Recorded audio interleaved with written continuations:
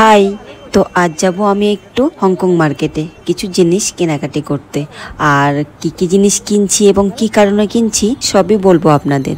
এটা হলো আমার ফার্স্ট ব্লগ, কারণ কিছুদিনের জন্য রান্নাঘর থেকে একটু বিরতি নিচ্ছি। সামার ভ্যাকেশন তো পড়ে গেছে, আর এই সামার ভ্যাকেশনে আমরা একটু বাইরে বেড়াতে যাব। তো কোথায় যাব, কিভাবে যাব, সবই আপনাদের সাথে শেয়ার করব। তো প্রথমেই চলে এসেছি হংকং মার্কেটে যে জুতোর দোকানগুলো থাকে সেই জুতোর দোকানে একজোড়া জুতো নেব। তো কয়েক জোড়া জুতো ট্রাই করলাম, তার মধ্যে এই সাদা রঙটা বেশি ভালো লাগলো, তাই সাদা রঙের জুতোটাই নিয়ে নিলাম। আর এটার দাম পড়লো মাত্র 200 টাকা। এরপর চলে এলাম চশমার দোকানে। দুটো চশমা নেব, একটা আমার জন্য আর একটা মেয়ের জন্য। আর এই চশমার দোকানটা কিন্তু জুতোর দোকানের পাশেই রয়েছে।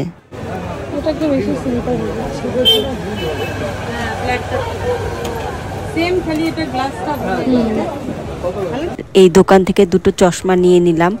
আর আমি যে কাঁধে একটা ব্যাগ নিয়েছি, এই ব্যাগটা কিনেছি। এই ব্যাগটার দাম নিয়েছে মাত্র 150 টাকা।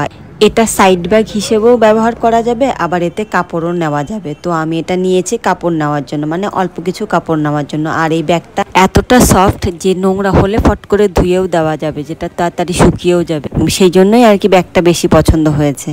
এখন চলে এসেছি একটা স্কার্ফের দোকানে, আর এখান থেকে দুটো স্কার্ফ নেব। এই যে ছোট স্কার্ফগুলো রয়েছে এগুলোর দাম মাত্র 50 টাকা করে, আর যেগুলো বড় স্কার্ফগুলো রয়েছে ওড়নার মতন সেগুলোর দাম 150 টাকা করে। তো আমারও কিন্তু একটা ফেসবুকে পেজ রয়েছে, the world in kitchen blog বলে।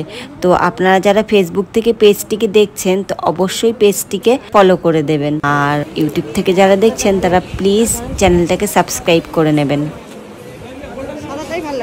আর এই যে দোকানগুলো থেকে আমি জিনিসগুলো নিচ্ছি, প্রত্যেকটা দোকানে কিন্তু একদম মানে পাশাপাশি আর কি, কাছাকাছি, মানে হংকং মার্কেট বিধান মার্কেট একসাথেই। আর এই মার্কেটের অ্যাড্রেসটা হবে হচ্ছে শিলিগুড়ি বিধান রোড। বিধান রোড থেকে বাঁদিকে ঢুকলেই বিধান মার্কেট, তার ভেতরেই রয়েছে হংকং মার্কেট। আর এটা হলো বিধান মার্কেটের হনুমান মন্দির। তো আজকের মতো এই পর্যন্তই, এরপর দেখা হবে নেক্সট ব্লগে। Tata, bye bye.